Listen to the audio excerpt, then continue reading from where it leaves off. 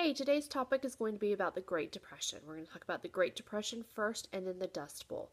The overall question that I want you to have in your brain is how does this Great Depression or Dust Bowl affect Texas in particular?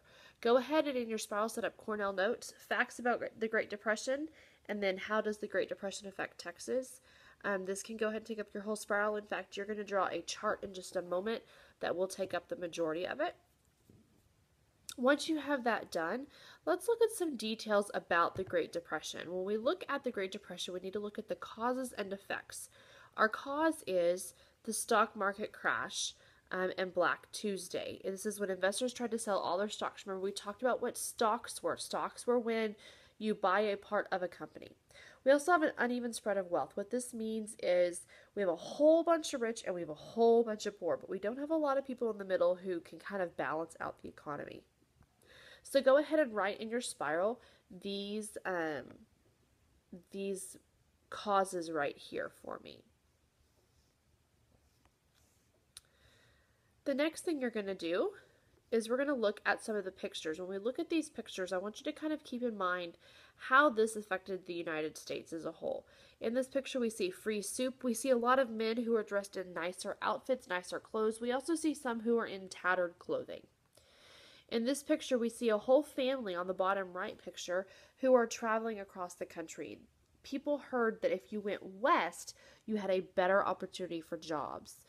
We also see in this picture on the top left that jobless men keep going, we can't take care of our own. So cities were even turning away other people.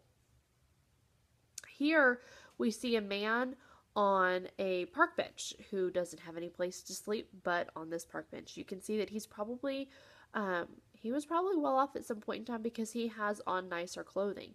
But if you look at his hat and some of his clothes, they're a little bit worn and a little bit tired.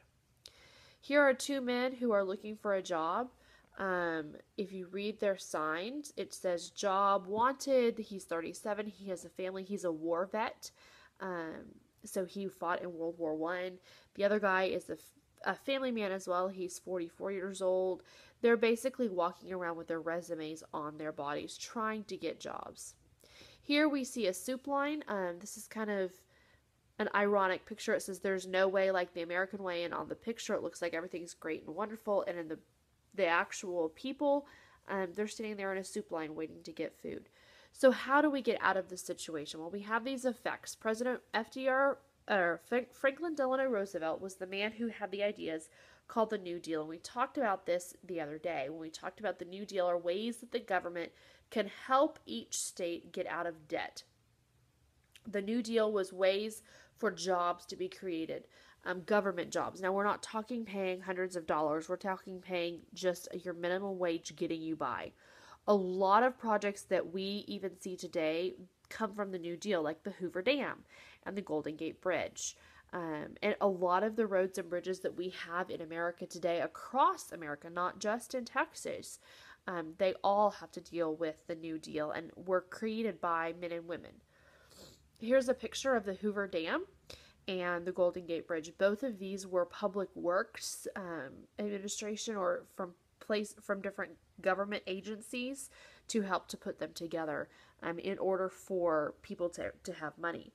And this wasn't a way to get rich fast. This was just a way to simply get by and to survive and to know that you could pay the electric bill, or you could pay for the food on your table, or you could get your children new clothes.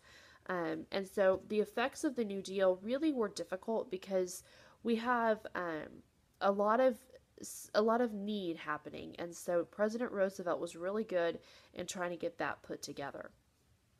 Now, the Depression ended officially when World War II broke out in 1941. In this picture, you see the Japanese bombers dropping torpedoes on U.S. ships in Pearl Harbor.